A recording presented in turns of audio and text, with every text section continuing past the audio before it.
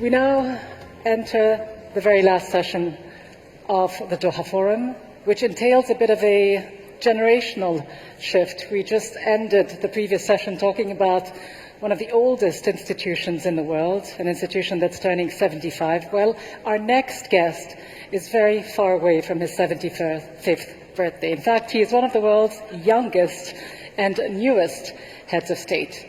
He took office just over 6 months ago when he won the presidential elections in June of this year in El Salvador. He is a political leader who understands and appreciates and knows the power of technology and social media. In fact, many of you will remember when he made his first speech at the United Nations General Assembly, he took out his cell phone and, yes, he marked the occasion with a selfie. So I do hope he'll have time for a selfie with me a little later. It is a pleasure to welcome to the stage President Nayib Bukele of El Salvador.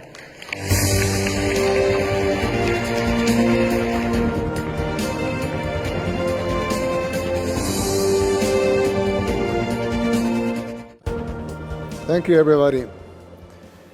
Your Excellency, Abdullah bin Nasser bin Khalifa Al Thani, Prime Minister of Qatar.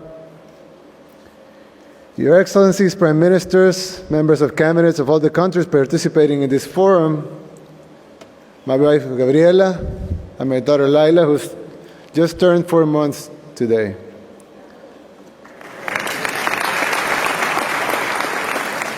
Members of my cabinet and staff that came with me to Doha, members of the press and all the new media, a special guest, ladies and gentlemen, friends, everyone. Thank you for allowing me to give the closing remarks in this World Forum, where we have analyzed the urgent necessity to reimagine governance and multilateralism in an ever-changing world. But I wanted to raise the question that has been mentioned here numerous times with many interesting analyses, possible answers, and even conclusions. But all of our main questions regarding inequality, poverty, globalization, trade, governance, interconnectivity, youth, the fourth industrial revolution, jobs, wealth, the rule of law, climate change, even peace, have been analyzed without really looking deep into the unique moment of how human civilization is living today. And this huge opportunity that we have right now, the uniqueness of this moment, is actually very short and very simple to explain. But don't expect an answer, because I and my team were only able to formulate the question. And this is the question. For the first time in human history, our civilization has achieved 3 benchmarks that were impossible to imagine a couple of decades ago. These 3 benchmarks allows us, for the first time in history, to fix all of the main problems of the world. Now, the first benchmark. Remember in the 90s, where globalization was the main topic and all of the forums, panels, everywhere? Well, I was in school and probably watching cartoons and playing video games. But the reality is that at the time, we discussed globalization, if globalization was good or bad. If it was good for rich countries or for poor countries. We discussed if it was good for corporations or good for the people. The supporters of globalization tried always to convince us that it would be good for everyone. But decide if you like it or not, globalization came to stay. Soon, we felt the pros and cons of globalization. It made the world a lot richer. International commerce and trade boomed and created lots of new opportunities. But at the same time, it also bankrupted hundreds of thousands of local companies. It destroyed entire economies. Hundreds of millions of farmers and their families emigrated to the cities in search for a living. Millions fell into poverty as local industries bankrupted and as major corporations moved their factories where labor was cheaper. But like I said before, you may like it, you may hate it, But 25 years later, the world is fully globalized now. And that's our first benchmark, a globalized world. Now, the second benchmark. Remember back in the 90s again, where the internet really started to take traction? I mean, we all know that it was invented decades ago, but it really took traction in the 90s. As every important company had a web page, and teenagers were downloading illegal music from Napster and messaging through ICQ or AOL instant messages. Thousands of new dot-com millionaires and even billionaires started to appear, as the market was overvaluing web traffic and paying hundreds of millions, if not billions of dollars for a web page. Then the bubble bursted, and the economy tanked as the stock market took the gigantic hit from the dot-com bubble. But despite the economies of it, the internet was still growing very fast, in fact, exponentially. It is now an integral part of our lives. We live now in an interconnected world. We spend more time in our phones than any other thing. I'm not taking a selfie, don't worry. Yet. In fact, they are not phones anymore. You have your life recorded here.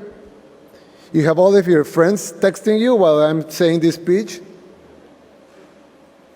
You have all of your social networks here. Your apps, your health, your mail, your music, videos. You get your news from this thing. Some people watch the movies on it, play, even create content for the whole world to see.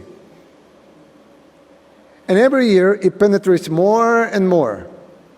More apps are developed, the cameras are better, more people connect. So even though we're 2 or 3 years from total connectivity, we can say we're there. So that's our second benchmark, an interconnected world. Now the third benchmark. For the first time in all of human history, we produce more than what we are able to consume. And definitely more than what we need to consume. We have more than enough food to feed everyone. We have more than enough medicine to treat everyone. We have more than enough wealth and materials so everyone can have a decent home. A nice school for all children. A good hospital for anyone with a disease. All necessary roads can be built. All necessary transportation systems can be built. We have enough wealth to stop climate change, to even undo some of the damage we have done to our planet. We have enough wealth and resources to stop all armed conflicts, to provide a decent living for everyone. But instead of that, millions of tons of fresh food are dumped every day, while millions of humans are dying of hunger and malnutrition. Millions of tons of medicine are destroyed because their due dates are past, while millions of people don't have access to health care or even vaccination. Inequalities on the rise, and unnecessary conflicts are created. But with all the bad things happening, one thing is certain: production and worldwide wealth is at all-time high. And that's our third benchmark. World production is now enough for everyone. Humanity never dreamed of having these three ingredients, but now we have them. So we are now able to end poverty, to end hunger, to care for everyone's health, to provide a great education for everyone, to stop climate change, to stop all wars.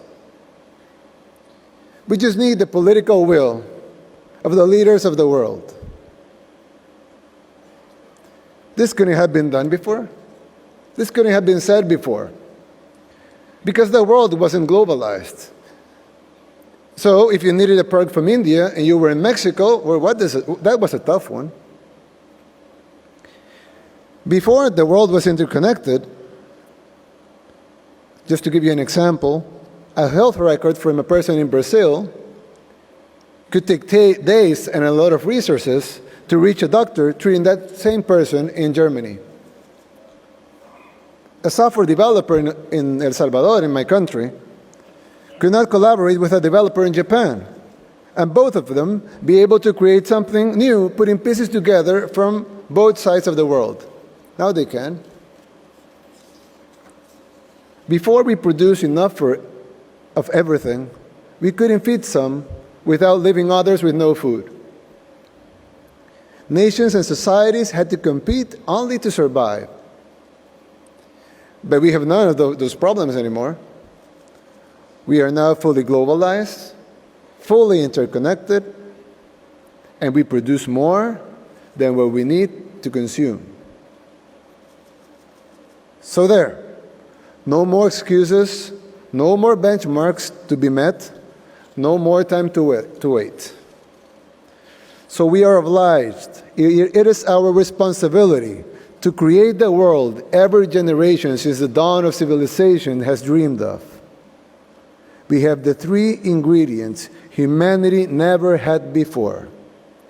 Let's find the formula for this new era. So, what are we waiting for? Thank you very much. Thank you very much, President Bukele, for helping us end this forum on such an uplifting, positive note. I too brought my cell phone, just in case we could do that selfie. We could do it now. Okay, excuse us for just a second.